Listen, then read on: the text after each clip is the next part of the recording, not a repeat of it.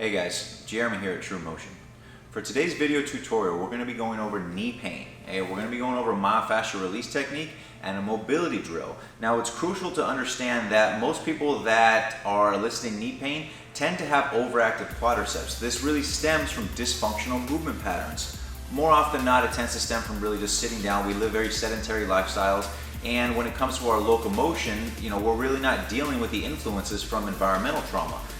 So really, what does that mean? It means that we're sitting down too much. These glutes, these powerhouse structures that are supposed to drive the majority of our movement are now shut off, and now we have other complexes and systems that have to facilitate that. So what we end up having is overactive muscles compared to underactive, shortened versus lengthened.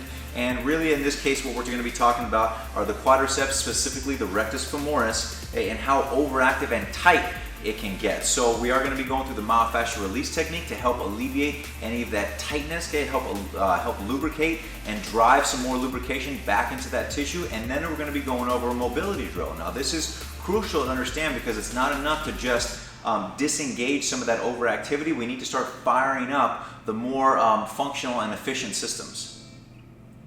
Okay, so the first sequence of this is the myofascial release. What I have here is a PVC pipe and a foam roller. Not very expensive or elegant tools, but highly effective. So what's first important to understand is that I need to compress some of that tissue to drive some of that lubrication back into this rectus femoris. Okay, we are specifically focusing on that muscle that attaches from the hip down into the knee. So I'm going to start high on the pelvis and then slowly start to work my way down. Okay, from here, I'll set the PVC pipe down, position myself so that I'm resting right on top of it. Okay, I'm going to open up my opposite leg, and I'll find some of those hot spots. Quite often when it comes to the myofascial release or foam rolling, people have a tendency to just roll up and down. Okay, find those hot spots, okay, finding those points, those trigger points of tension, and just wait. One of the reasons why I like the PVC pipe is because it allows you to relax more. Your fascial networks are integrated with your nervous system. If you can relax more, your fascia will not have such a tendency to seize up and retain that tightness, that tension over time. Okay, from here I can relax. If I have a foam roller, and again, something is better than nothing in this scenario. However, if I have a foam roller, and a lot of times they have these at gyms, right? You can use these foam rollers and try and do the same thing. However, I have to lift myself up and hold and really I'm utilizing energy. I'm expending energy here, and that's not always the most conducive to help us relax. Okay?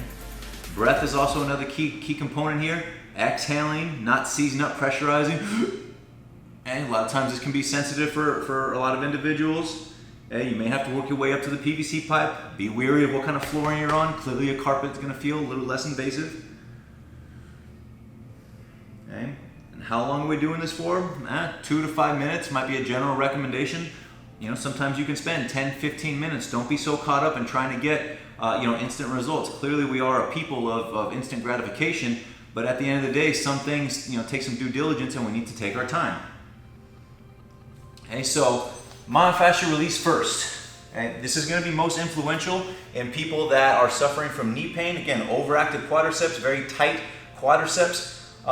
If you suffer from knee pain, give this technique a go. Spend the diligent amount of time, and then from there, stand up, walk around, see if it feels a little bit better. Okay? Now, the thing about it is that the brain trumps all. So when it comes to, let's say, this neural drive that I need, understand that your movement, the reason why your knee is hurting in the first place is most likely the case because you move dysfunctionally. You have muscles that are underactive, and now you have other muscles that have to compensate by doing their job. So what we need to do is implement exercises that help the brain establish more effective and sustainable movement patterns. Okay, so the first mobility exercise, or let's say just a corrective exercise that we want to go through, is just an isometric activation of the glute. So from here, I'm just going to take a knee, making sure that I'm finding that 90-degree angle at the hip and the knee.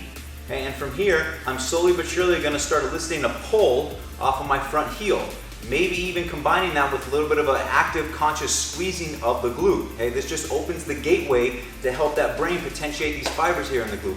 A lot of us suffer from gluteal amnesia because we're sitting down all day long. Okay, we need to start rebuilding that connection. And this is just a great exercise to open up that door. Okay, now let's go to the opposite side. So I'm going to switch legs.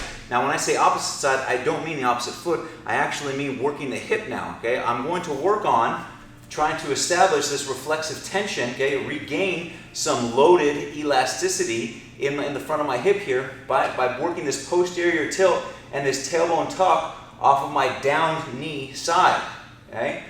Many of us, we float our hips forward with a lot of our movement, but that's not facilitated from our glute. It's done from our lumbar.